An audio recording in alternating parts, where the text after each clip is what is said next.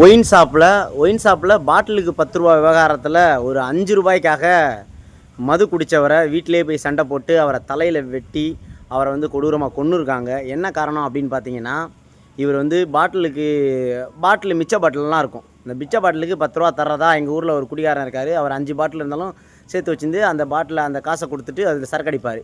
இவர் அதே மாதிரி பாட்டிலை கொடுத்துட்டு 10 ரூபா கேட்டிருக்காரு. இவருக்கு 5 ரூபா தான் கொடுத்துருக்காங்க. இவர் 5 ரூபாயை வாங்கிட்டு போயிட்டு மிச்சம் 5 ரூபா எங்கன்னு ஒயின் ஷாப்பில் சண்டை போட்டிருக்காரு.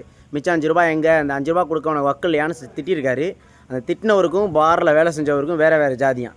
இவர் வந்து அடுத்த நாள் இந்த பாரில் வேலை பார்த்தவர் அவர் வீட்டுக்கே போயிருக்காரு. எப்பட்றா நீ 5 ரூபா தர எனக்கு வக்கு இல்லைன்னு சொல்லி நீ சண்டை போட்டிருக்கேன்னு தகராறு ஆகிருக்கு. தகராறு ஆனதுக்கப்புறம் இவர் ஒரு தோப்பு சைடு போயிருக்காங்க.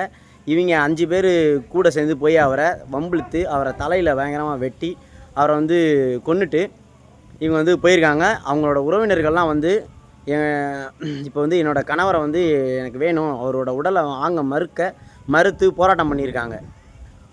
இந்த ஒரு போராட்டம் நடந்தனால இப்போ காவல்துறை வந்து அவரை வெட்டினவங்களை நாங்கள் வந்து அரெஸ்ட் பண்ணுவோம் அப்படின்னு சொன்னனால இந்த கூட்டம் கிளஞ்சி போயிருக்கு.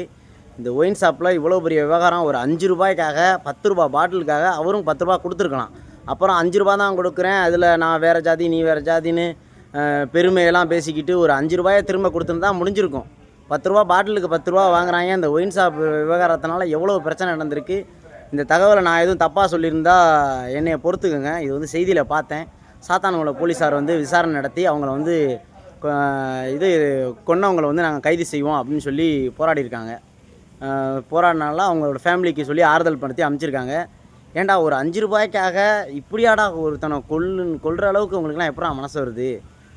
ஏன்டா அப்படி பண்ணுறீங்க? அவர் கேட்டனால இந்தாப்பா 10 ரூபா கொடுத்துடலாம். நான்லாம் எவ்வளோ தடவை ஒயின் ஷாப்பில் போய் சரக்கு வாங்கும் போதெல்லாம் ஏடா 10 ரூபா கூட வைக்கிறீங்க, 5 ரூபா கூட வைக்கிறீங்க கேட்டால் கூலிங்காக பீர் தர்றோம் அப்படின்னு சொல்கிறாங்க.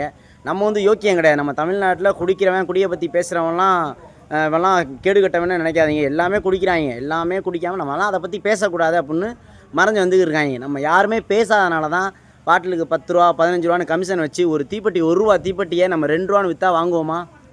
வாங்க மாட்டோம். அதே அந்த இடத்துல 10 ரூபா 15 ரூபா கொடுத்து நம்ம வாங்கிட்டு போகிறோம். ஏன்னா நம்ம திருட்டுத்தனமாக குடிக்கிறோம். நாடே பப்ளிக்காக எனக்கு பெருமையாக வந்து அரசு அனுமதி பெற்ற ஒயின் ஷாப்புகள் எங்கள் தெருவில் எங்கள் கீரனூர்லலாம் 4 இது வந்துக்கிட்டு இருக்குது. ஏன்டா எதிர்த்து கேட்டதால் அப்படி வெட்டி கொன்னுவீங்களாடா? எதை தாண்டா கேட்குறது? இதுக்கு நமக்கு ஒரு இராணுவம், இதுக்கு நம்ம ஒரு சுதந்திர நாடு, நமக்கு ஒரு ஆஃபீஸர்ஸ் உயர் அதிகாரிகள் காவல்துறைகள் இத்தனையும் இருந்தும் நம்ம இவ்வளோ கொடூரமாக நினச்சிருக்கோம். நமக்கு ஏன்டா சுதந்திரம்? ஒயின் ஷாப்பை ஒழிங்கடா. இவங்க கல்லை ஒழிப்பாங்க. ஆனால் ஒயின் ஷாப்பை வீதிக்கு வீதி ஓப்பன் பண்ணி வச்சுக்கிட்டு சொந்த செலவில் அவங்களே ஃபேக்ட்ரியெல்லாம் வச்சுருக்காங்க. ஃபேக்ட்ரியை இழுத்து மூடுங்கடா. நாங்கள் ஏன்டா குடிக்க போகிறோம்? நாங்கள் பாட்டுக்கு ஒரு கல்லை குடிச்சிட்டு கம்பீரமாக நின்னவெல்லாம் இன்றைக்கி வேட்டியை வந்து ஒயின் ஷாப்பில் விழுந்து கிடக்குறான். இதை பற்றி யாரா பேசுவா? யார் பேசணும்? இதை பற்றிலாம் பேசணும். அரசியல் பேச வாங்க. அரசியல் பேசினா தாண்டா அரசியல் சண்டை இப்போ தாண்டா போட ஆரம்பிச்சிருக்கீங்க. அதுக்கு முன்னாடியெல்லாம் விஜயா அஜித்தான சினிமா சண்டை போட்டுக்கிட்டு இருந்தீங்க. இப்போ விஜய் அரசியலுக்கு வந்தோன்னா இப்போ தான் நீங்களாம் அரசியல் சண்டை போய் பேசுகிறீங்க. அரசியல் பேசுங்க.